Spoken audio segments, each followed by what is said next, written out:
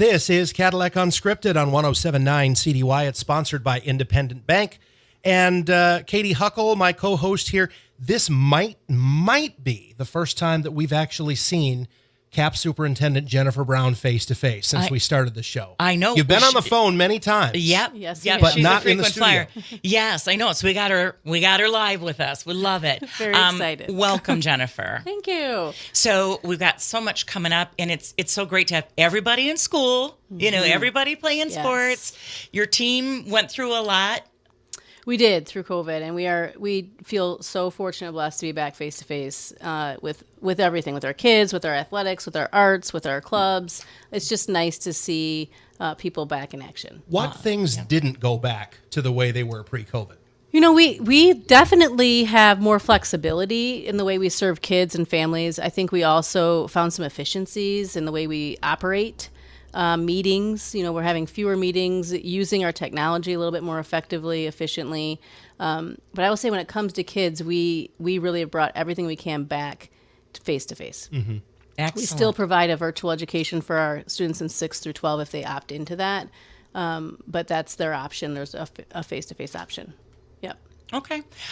So one of the great American traditions, homecoming. Yes. It's coming up.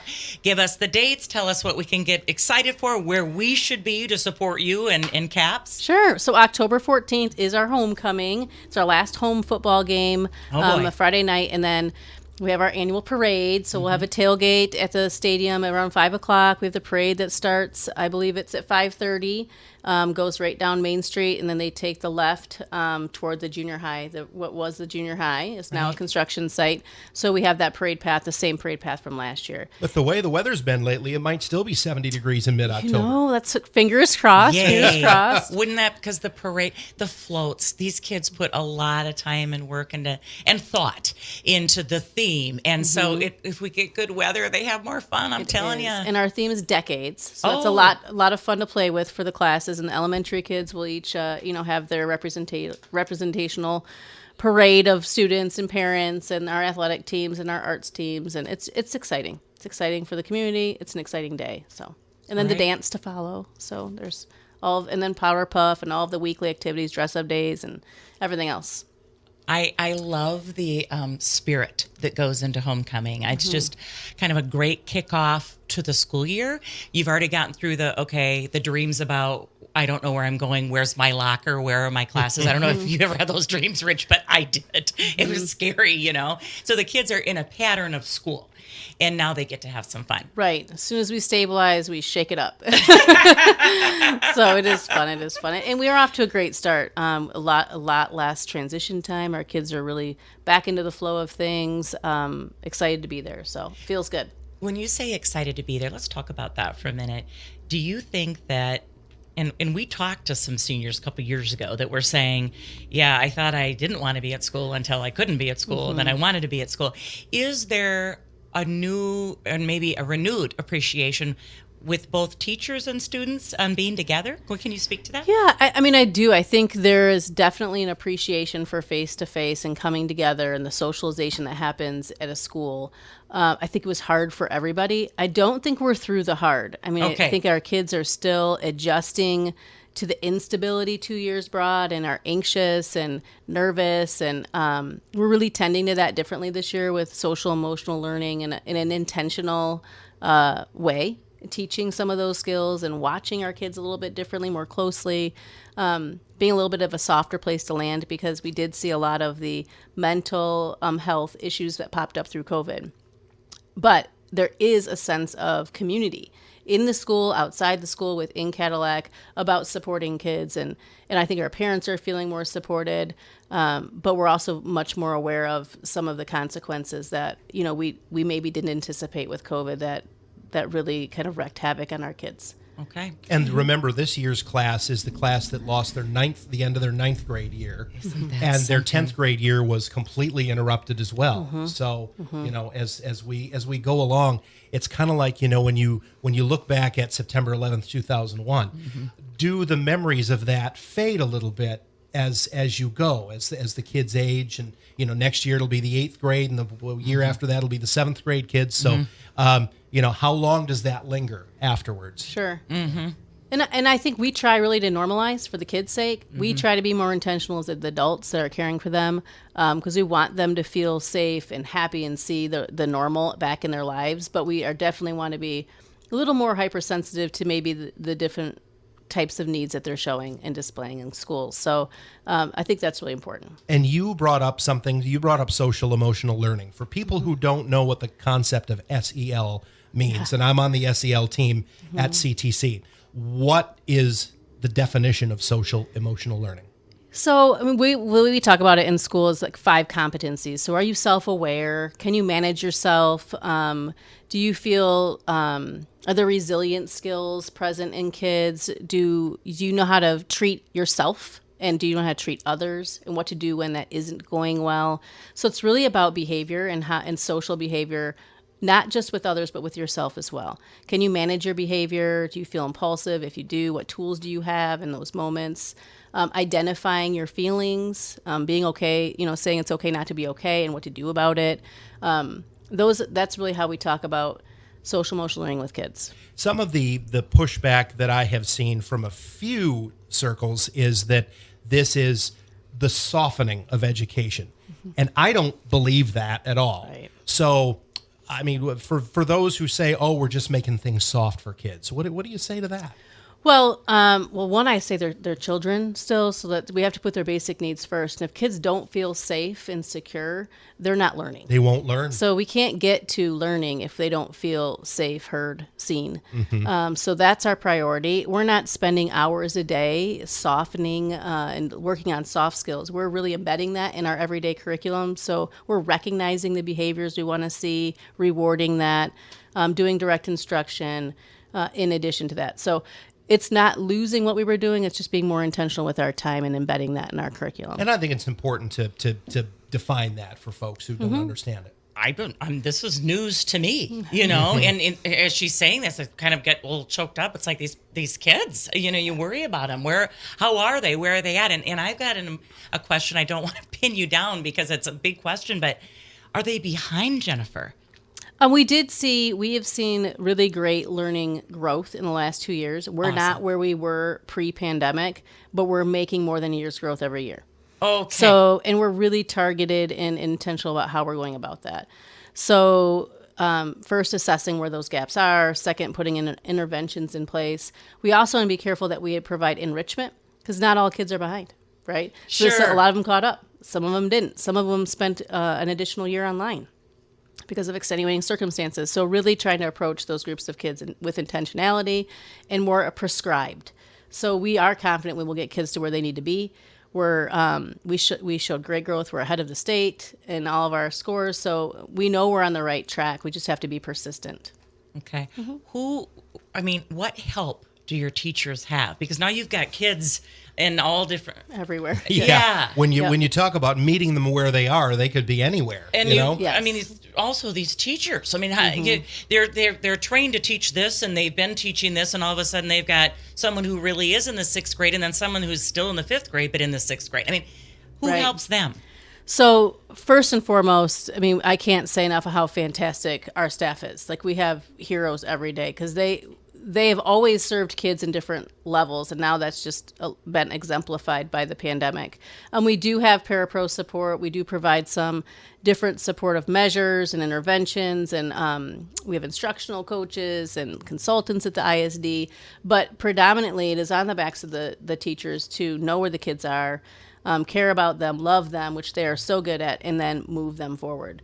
And they're just really good at it. I don't know how else to say it, but we just have outstanding teachers and support staff, right? So, do we have enough teachers? We do currently. Okay. It is a growing concern. I will not lie. Our candidate pool is a lot smaller than it used to be.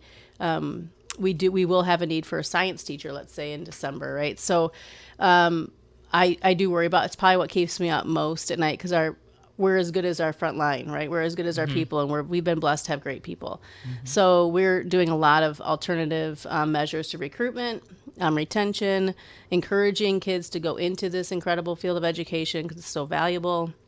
and rewarding. There's a lot of incentives at the state now to pay for college and student teaching stipends and things like that. So I think there's at least a recognition of a shortage, and I think now that there's some programming and policy that will help in the long term. There's something to be said for recruiting Cadillac kids back to Cadillac, isn't there? Because they know what they got, right? Yes, yeah, and it's a fantastic community to live, work, and play in. I've loved living here with my kids and family, so I think kids recognize all that Cadillac has to offer, and once they leave, there's a little more appreciation to come back. Good. That makes me happy. So, funny story. I helped with some physician recruiting once, and Dr. Resnichek, I think it was, said to me, Katy, what we need to do is hang a banner over Mitchell Street that says Nordstrom 2 blocks away. Because it's like, and I guess my point to that is that if you love the outdoors and you love to ski and hunt and recreate, this is a really good town for you. Absolutely, 4 seasons. That's right. Yeah. And golf. Yeah. And it's still cheaper to live here than it is in so many areas in the state of Michigan. And it's really walkable. Accessible. Yes. Accessible downtown, accessible to, Grand Rapids is a short trip, Traverse City, you kind of, I always describe it as a big, small town. So I do think it's a really great place to raise a family. Okay, well, that's good to know, too. So what are you most excited about this year? What's the thing that you're most excited about? We know what your concerns are, and there's a lot of them, and oh my gosh, I don't know how you sleep at all. But what are you excited about? I am most excited about our efforts this year to, really get back to connecting with kids in all ways. So in the classroom, building those relationships, connecting kids with learning experiences that are really engaging. We're starting some after-school programming to get kids back in socializing, the social-emotional effort, just really connecting kids and making sure that they see the relevance of learning and then feel connected to each other and inevitably to their community and a career.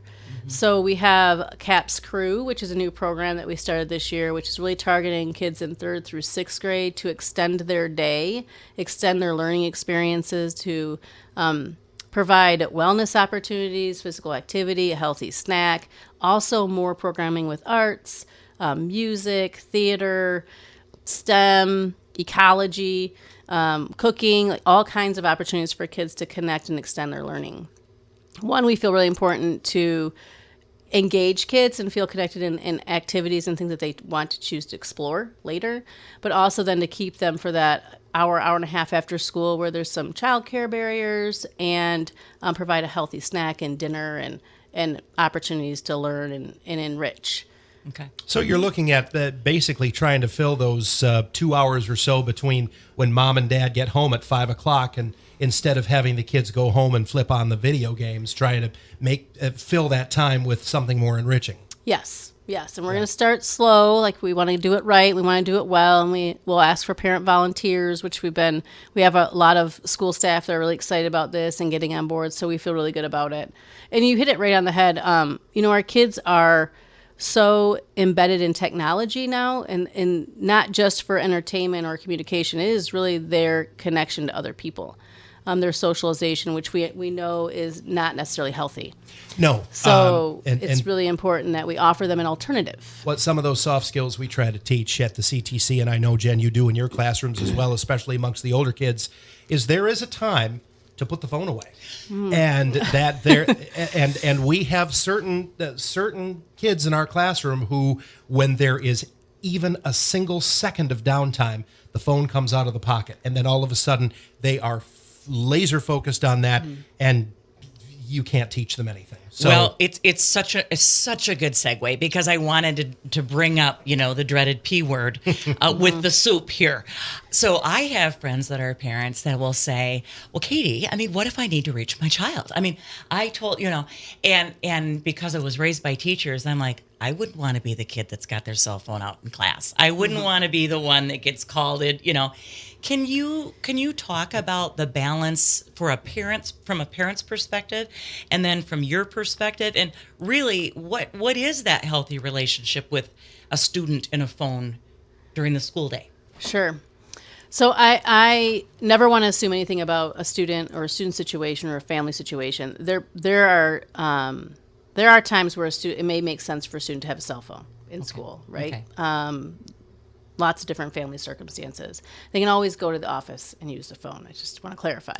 But I would say, like that's what we did. I'm only laughing as an elementary school student from the 70s. That's how it was. Yes. If mom and dad needed to reach you, they called the office Right. and you got called down. Sure. I really didn't like getting called down to the office. Yeah. I'd like to say that. Yeah. Anyway, sorry. That does happen still. But I would say, as a superintendent and a parent and an educator, my guidance to parents would be hold off as long as you possibly can to arm your child with a cell phone. And it's not because they're not cell phones, they're computers. And it's access to the whole world. And you wouldn't just put your child in the middle of Times Square for the whole world to interact with, right? Yes. And a cell phone is that powerful. So that is my number one piece of advice. And my number two is if your child does have a cell phone, and this is the number one thing, that cell phone has to be on a counter charging, unlocked, at whatever time you deem appropriate, no later than, I would even say 11 o'clock. Nothing good happens on a cell phone past 11 o'clock, in my opinion. And I think it's getting worse because it's every student, or every child is really looking through that for social connection, and it's really a false reality. So it's a highlight reel in the social media world for these kids, and they're comparing their life and their appearance and everything, and holding themselves to a standard that's not real, which is causing anxiety and depression and a lot of mental health struggles. So my advice is to hold off as long as you can. And if they do have cell phones, mandatory on the counter charging overnight. Don't bring them into their bedroom at night. I know if they need an alarm clock, let me know. I will buy you an alarm clock. Good old fashioned alarm clock. I get it. The wall, right? There are some practicality to having a cell phone, but there are other solutions to some of those problems that I think are more healthy. Tune it into 107.9 CDY and wake up to me instead of I like waking up to you, boss. I appreciate Absolutely. that. I want to talk about phones specifically during the school day. Can we talk about that for a minute? So prior to COVID, sometimes kids would use cell phones as calculators, right? Okay. So they can be a learning tool. They're a computer. We now have one-to-one in all of our buildings. So we provide a Chromebook to any student who needs a Chromebook. There's no need for you to have to use your phone as a computer. So for our K-10 students, cell phones are no longer allowed in class.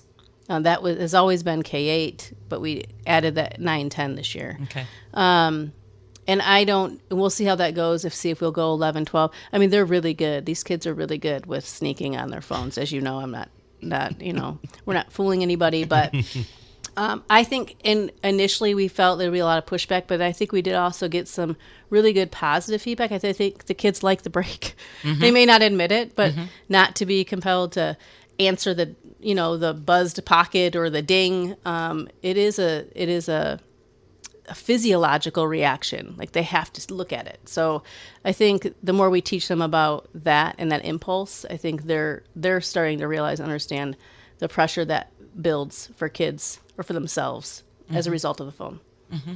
So. And I think a lot of times it's looking for attention and looking for approval and not even knowing that that's what they're looking for. Right. Validation of some sort. Right, yes. From what's not real. So yes. It's a filtered photo or somebody's vacation that happens once every 10 years but looks like it's not real. So it's hard. And as you mentioned, Jen, comparing yourself and your situation is the worst. Oh my. You don't want to compare yourself to other people. Your story is your story.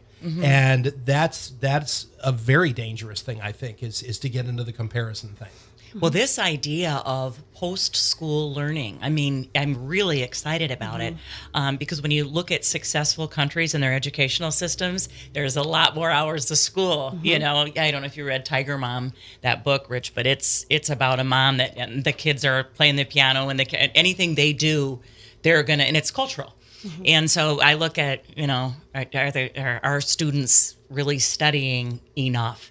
And I will also say, having all three of us raise kids, we didn't know what cell phones would do with kids. And if we would have known then what we know now, we would have handled it differently. Am I wrong? You're not wrong. I compare it to, I think, our parents' generation with cigarettes, right? Oh, I love I think that this now. generation of kids is going to grow up like not giving their kids cell phones because they know like what that brings. So you don't know. And I empathize with parents. Like it feels like everybody's has a cell phone, and you're trying to parent your child who's everybody else has a cell phone. Why can't I have a cell phone? It's hard. Parenting's hard. Hardest job is being a good parent. So. Mm-hmm. Yeah. Mm-hmm. So, Jen, we have 10 minutes left, and I can't believe 20 minutes have gone by already, and we could have another 2 hours with you. We need to talk about the most visible ways that the millage is being seen in the community right now. Right. So we've obviously seen a lot of building and a lot of construction going on. Where are we at right now? We're in a great position. So we've finished phase 1 and 2, which are elementary buildings and our middle school. And we are on to the largest phase, which is our high school. Completed projects, semi-completed projects are the tennis courts, which was a big undertaking this summer. The site isn't complete with grass, and we have a pavilion coming, but the actual courts are. So our team is playing on them, which is fantastic. We had a lot of questions in the community about why did we tear down the junior high? So I want to address that. So we didn't tear down the entire junior high. We tore down the 2-story academic wing that was built with an atrium in the middle. So we went to have an architect draw up plans to renovate that space so that we could do what we need to do with classrooms. It was going to cost as much, if not more, to renovate that building because of the way it was built. Mm-hmm. In that case, we decided to tear down just that part of the building and then build a 2-story L-shaped addition so that we had natural light in every classroom and we had good ventilation, which was a real problem in that 2-story addition. We did keep the cafeteria, the kitchen, the gym, the office space, the art hallway, and the corridor. So that is coming along really well. It's on schedule. We're on budget, which is phenomenal given our circumstances. Especially with the supply chain issues. Yes. Good job. So knock on wood. We have a ways to go, but we are really excited to be in the position we are. Amazing. That addition is scheduled to be finished around January of next year. And then we will move the students into the addition, which is the old junior high, and then we will start the renovation on the back side of the existing high school. It's 3 very complex phases of construction in the high school because we're still educating kids. The auditorium starts this January and will be finished in August of next fall. So that's exciting. That it'll be difficult to have a window of time where auditorium is not usable, but we won't lose any one complete academic year. So that's exciting, and that's going to include new curtain, rigging, lighting, stage, seating. It will feel like a new auditorium. So we're really excited about that for our arts community. The stadium is going to start demolition immediately after the homecoming game. So we'll have the homecoming game on the 14th and start demolition, I believe, on the 17th. And we are hoping for a September completion that will include a new track, new bathrooms, a new veterans wall, a sidewalk around the entire perimeter, field turf, new lighting, LED lighting, lots of great upgrades. Big leagues. We're going to the big leagues. Yes. No one can beat the view of Veterans beautiful. Stadium. I mean, we have the absolute best view of any high school, I think, in the state. So tell me a little bit then, Jen, about when all of these upgrades are finished, high school is still going to be a 9th through 12th grade building. Yes. 6 through 8 will be Mackinac Trail Middle School, and K through 5 will be the elementaries. Yes. It's going to stick that way. It's going to stay that way. And then our Viking Learning Center is our preschool program over there. And they're doing great work over there. We've gotten several grants, like new playgrounds, new furnishings, new materials, new seating. Everything in that building really is new, and it's beautiful. And that serves our youngest learners. We have our preschool there. We have tuition-based preschool, and then we have grant-funded preschool. And right now, we do have about 15 free preschool slots open. And that's really important for our community that we fill those so we don't lose those slots to other communities in Michigan. So we're pushing that really hard right now. It just started this week, but it's not too late to go ahead and enroll in the tuition-free preschool. So that's on our website. Excellent. And the website address is? CadillacSchools.org. CadillacSchools.org. Yep. Jen, how often are you updated? Because the rest of your work doesn't go away as you're in the middle of this incredible improvement to the community and to our school system.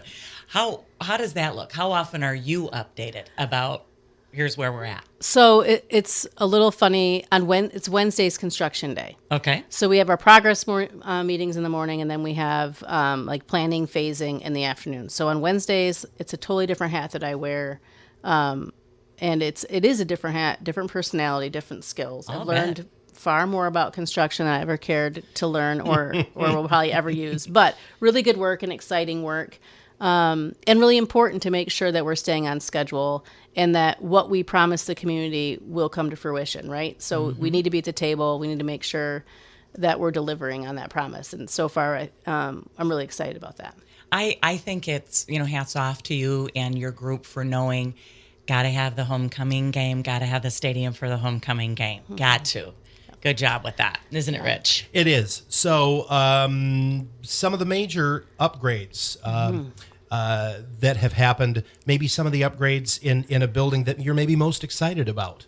I'm excited about all of them. I know you because are. they each have like Because really you don't want to unique. pick a favorite child. No, I can't. No, I think some of the really cool features. We put a cafeterias in at Franklin and Lincoln Elementary, and I think that seems like it's a cafeteria, but we were double using our cafeteria and gym, really limiting what we can do for our students. So that has been just an amazing addition, and it's a beautiful space for meetings and events. My daughter had her graduation party at the Franklin cafeteria. It's a wonderful room. It is. Well, now that you mention it, I've been there for lunch and it smelled like a gym. Yeah. Yes. Pre-construction. Yeah. So that's great. We have interactive TVs in all of our classrooms, and some new technology allows our kids more opportunity to do hands-on learning. The middle school being able to add a wing in a gym and separate our 6th and 7th from our 8th is really exciting. And I mean, the high school is going to be the showstopper. 30 new classrooms, a new cafeteria that is going to double as an event space. It's just going to be really exciting. Auditorium. I mean, I could go on. I love all of it. She's smiling and she's excited. And even though it's a lot of work it's a lot of extra work. So all of our underclassmen, the kids who are in 9th and 10th grade right now, are going to benefit from all this. And even in your house, you said you've had a little jealousy between your older kids and your younger kids, right? Yeah. The older one, didn't experience any of it. The middle one is under construction, and the younger one rubs it in their face that she will well, the have the youngest best is always of it the all. favorite, isn't exactly. it, Jen? Yes. Absolutely. Very fitting. Any special ceremony about the current stadium before it gets torn down, or is that part of? Can you? Yes, Okay. we will be doing groundbreaking at each of these sites. Even the tennis courts, we have a pavilion going. We're going to do a spring groundbreaking. We'll definitely engage the community in some events. Homecoming will be, the last event to experience that stadium. Right. The way it currently is. Yes. We are preserving the grandstands and the memorials preserved. So, that's important for us. Although we're upgrading the facility, we also want to honor the memory and the intent of that stadium, which has been a real priority for the board and for our administration. So I think it'll be really neat. So. Oh, my goodness. All right. I'm just exhausted by all this work she's doing. So next year, 2023, 24, what's the plan moving forward? A vacation for Jennifer and Yeah, Matt. there you go. Oh, sorry. Well, we'll open the way we opened it this year. It will be around Christmas where you'll see some shifting and transition, as long as we can stay on time and continue to get the materials on site. And then we will start to renovate weight room, wellness center, math science labs, tear down some of the existing high school that's in bad shape. So you'll start to see the construction move from the front of the building to the back of the building. Okay. Should be fun. And we will do open houses to invite the community in to see, this is because our community spent for invested in the schools and the kids. So we want to make sure that they have an opportunity to really see where their dollars went and feel appreciated, because we really could not have done any of this without them, and really appreciate that. Well, a question for you would be, what can the community do to be supporting CAPS right now? What should we be doing? Well, I would ask all of the community to really get on board with some of our social emotional learning. We have monthly themes, like we're all in it together is our September theme. Okay. And that's everybody. It's the community. It's how we model our behavior ourselves, how we speak to our kids, how we speak to each other. They're always watching. Kids are always watching what we do. Do as I say, not as I do. It just doesn't work, you know? So I'm asking the community really to step up to say, let's be kind to each other. Let's give each other grace and really model for our kids how to be human and how to respond and treat each other. That would be my number one ask. Perfect way to wrap it up, don't you think? It is. Thank you for your service Thank to you. CAPS and Thank to you for Cadillac, having me. Jen. Yeah. Cadillac Area Public Schools Superintendent Jennifer Brown, our guest on Cadillac Unscripted. And join us next week for more local chat here, sponsored by Independent Bank on 107.9 CDY.